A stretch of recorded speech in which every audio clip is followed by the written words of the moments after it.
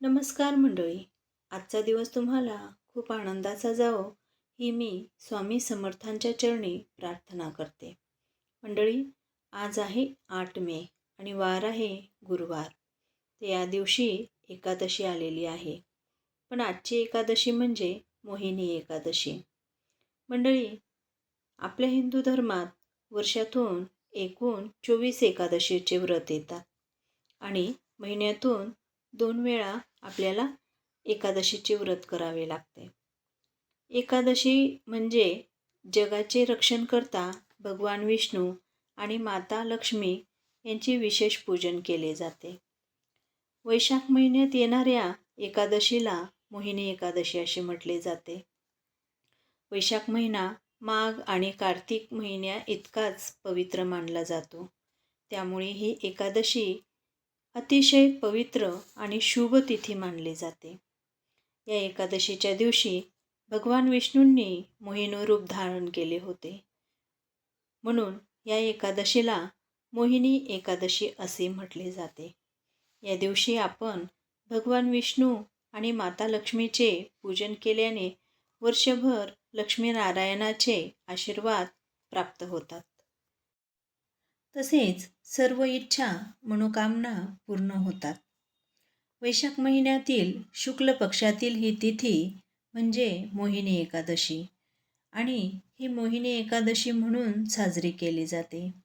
ही एकादशी 7 मे रोजी सकाळी 10:19 सुरू होणार आहे आणि 8 मेला दुपारी 12:29 ही संपणार आहे.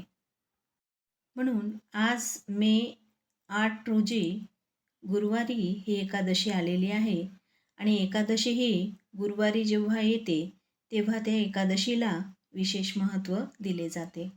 कारण गुरुवार हा दिवस भगवान विष्णू आणि लक्ष्मी यांना समर्पित असणारा दिवस आहे आणि एकादशी तिथी देखील त्यांनाच समर्पित आहे. त्यामुळे आपण या दिवशी जर काही उपाय केले तर ते खूप प्रभावी ठरत असतात. त्या प्रभावांचा आपल्याला निश्चितच खूप चांगले फळ प्राप्त होत असते. म्हणून मी आज तुम्हाला अतिशय प्रभावी असा एक उपाय सांगणार आहे.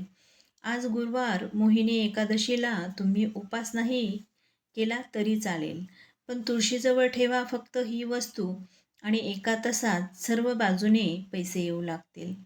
असलेले दारिद्र्य संपेल, तसेच आपल्याला पतीची भरभरून प्रगती होईल.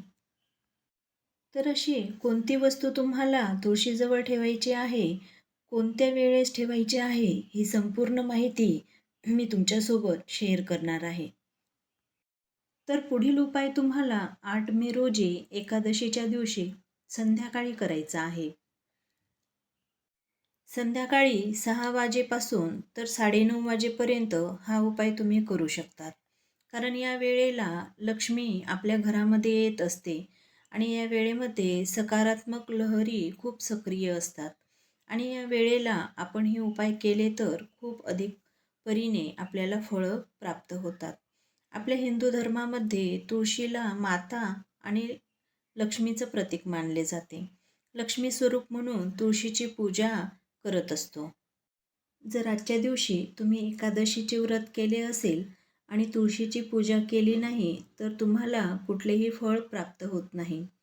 त्याचसोबत तुम्ही तुळशीची पूजा करणे अत्यंत महत्त्वाचे आहे आणि म्हणून या दिवशी प्रत्येकजण तुळशीची विधिव्रत पूजा करत असतो.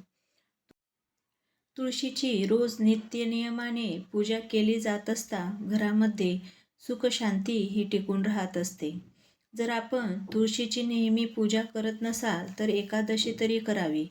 या दिवशी जर आपण पूजा केली तर माता लक्ष्मी आपल्यावर धनवर्षाव करून प्रसन्न होत असते. जर तुम्हाला पैशांची सतत चणचण भासत असेल, घरामध्ये पैसा टिकत आणि त्याचसोबत तुमच्यावर एखादे कर्ज असेल तर त्यातून मुक्त होण्यासाठी हा उपाय आहे. या दिवशी आपण सकाळी लवकर उठून आंघोळीच्या पाण्यात गंगाजल टाकून आंघोळ करायची आहे. त्यानंतर आपल्याला देवघरातील पूजा करायची आहे. धूप दीप लावून वातावरण प्रसन्न करायचे आहे. भगवान विष्णूंना पिवळे फूल वाहणे, तदनंतर एक पूजा ताट तयार करायचे आहे. त्यात हळद, कुंकू, अक्षता, उदबत्ती, मातीची पंती, 2 अखंड लवंग, 2 दुहेरी वात, फुले अशी 1 रुपयाचं नाणं हे सर्व घ्यायचं आहे. या व्रतामध्ये लक्ष्मीला आकर्षित करण्यासाठी आपण लवंगाचा वापर करायचा आहे. थोडी हळद टाकून एका फुलपात्रात पिवळी पाणी तयार करून घ्यायचं आहे. म्हणजे पाण्यामध्ये हळदी टाकून आपल्याला ते पाणी पिवळं करून घ्यायचं आहे. तसेच लवंग आणि 1 रुपयाचं नाणं देखील पिवळं करून घ्यायचं आहे. हे सर्व साहित्य घेऊन तुळशीजवळ जायचे आहे. सर्वप्रथम पंती 2 वाती लावून शुद्ध गाईचे तूप टाकून दिवा लावून घ्यायचा आहे.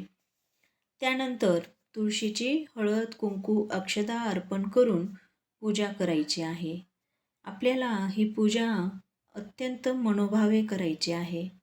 आपण आपल्या आईजवळ जसे काही मागतो तशा पद्धतीने तुळशी आपल्या आई समान मानून आपल्याला तुळशीजवळ मनोभावे पूजा करून आपल्याला हवी असलेली इच्छा तुळशीजवळ सांगायची आहे.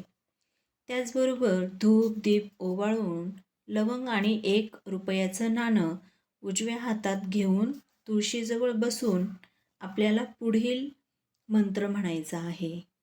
आणि तो मंत्र आहे ओम नमो वासुदेवाय नमः. हा मंत्र 11 वेळा म्हणायचा आहे. लवंग 1 रुपयाचं नाणं तुळशीजवळ समर्पित करून नमस्कार करायचा आहे. त्याचसोबत आपल्याला मनामध्ये जी इच्छा आहे ती तुळशीजवळ बोलून दाखवायची आहे. अशाच पद्धतीने ही संध्याकाळी करावयाची पूजा अत्यंत मनोभावी अशी करायची आहे. सर्वप्रथम देवघरात दिवा लावून मगच हे व्रत करायचे आहे. श्री स्वामी समर्थ.